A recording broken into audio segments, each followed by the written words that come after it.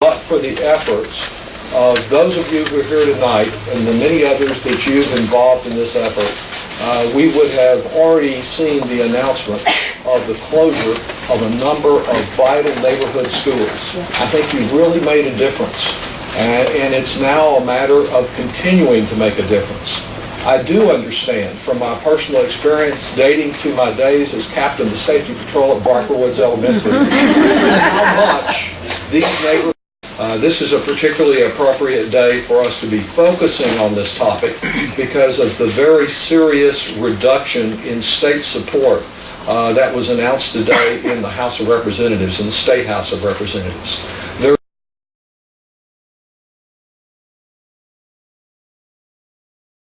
In 2009, when the Economic Recovery Act was being considered, and before I voted on what was a very difficult vote because it involved a large amount of federal spending that I normally question in a very careful way, I sought to determine what the effect of that legislation would be on schools right here in Central Texas.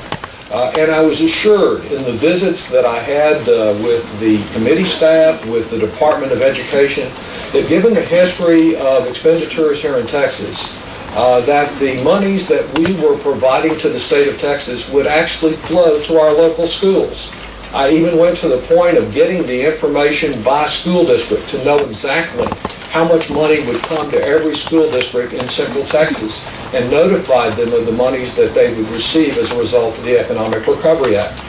Well, a strange thing happened on the way from Washington to the Austin Independent School District. The state of Texas was in the middle. The state of Texas was in charge of distributing this new federal assistance. $3.25 billion of new federal assistance.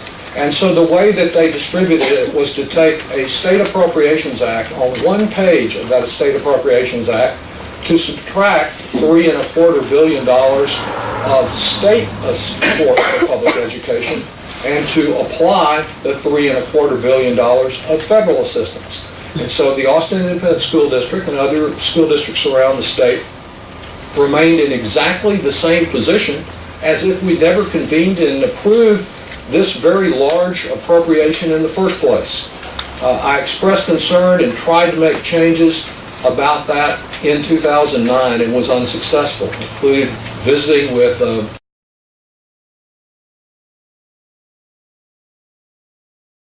all that it is designed to do, and the sole purpose of the amendment is to ensure that those federal dollars that come to Texas don't serve to just replace state dollars, but that they supplement, that they add to what we're getting in the classroom. Naturally, the reaction by the state of Texas, and particularly the governor, was a very strong one. Indeed, some have tended to characterize and shorthand this in the media as some kind of personal feud between the two of us. It's never been just my amendment. 12 members, all the Texas Democrats, were supportive and involved in this amendment. And I think it's not about the political ups and downs of two public officials, but it's about the future of our Texas children.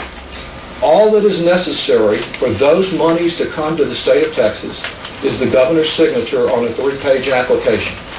And last year, state officials told the U.S. Department of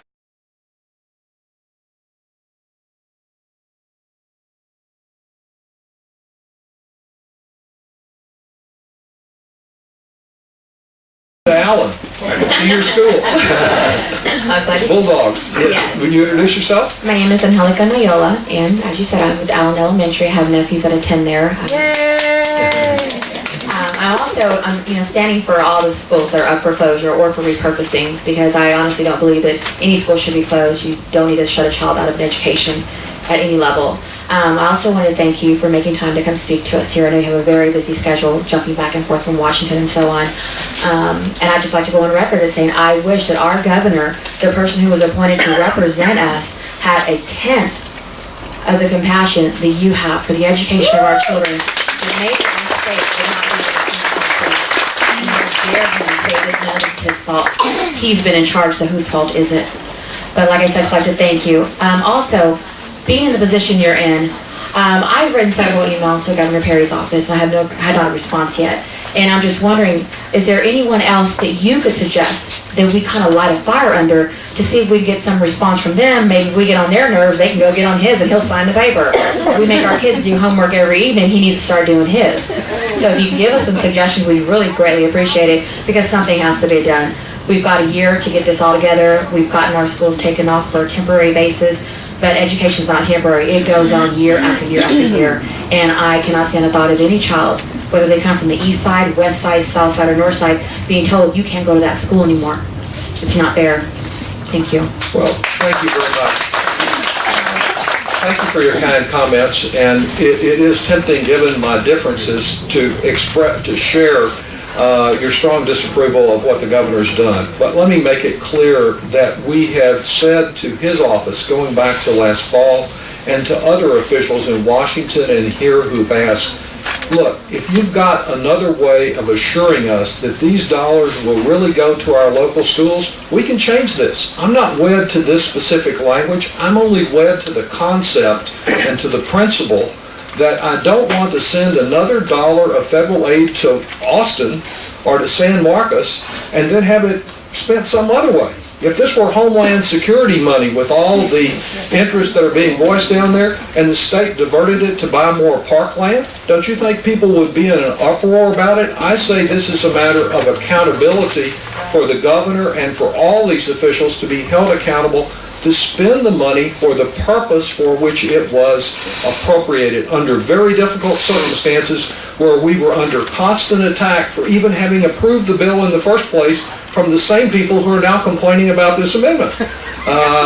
As regards what you can do, I must say I am incredibly encouraged by what you've already done. It may not seem like much some days, but I think you've made a real difference.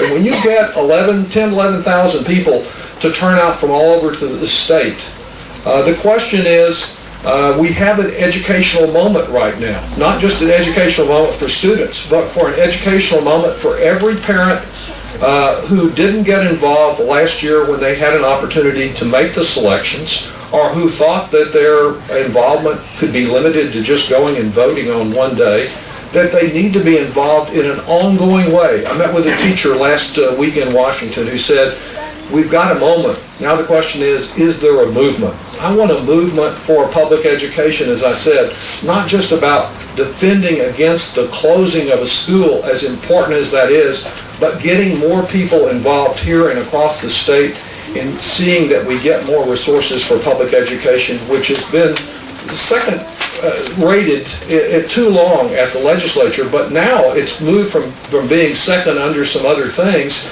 to seeing these really bad cuts. What can you do specifically? I think you continue to work through our local legislative delegation, which has some really able people in it.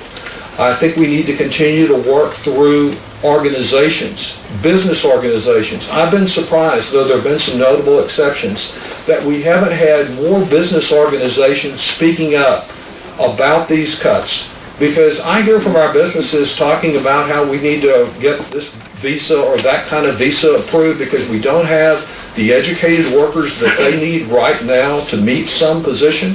Well, this is about the long-range commitment to having an educated workforce. So I think it's not just a matter of calling the governor, but getting involved more organizations committed to public education and to trying to increase the level of state appropriations. Certainly, in addition to the governor, the lieutenant governor, who's already announced essentially for another office, all of the officials, I think, legislators are most responsive, elected officials, to the people that can vote for them in the future in their area. So I think we have not only Austin represented here tonight, in each area that we have represented, we need to go to the people that serve your particular area and ask them what more you can do to support efforts to get these funds appropriated.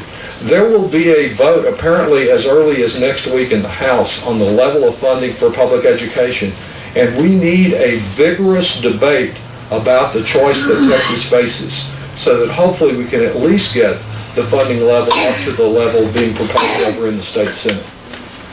Thank you. Our next question.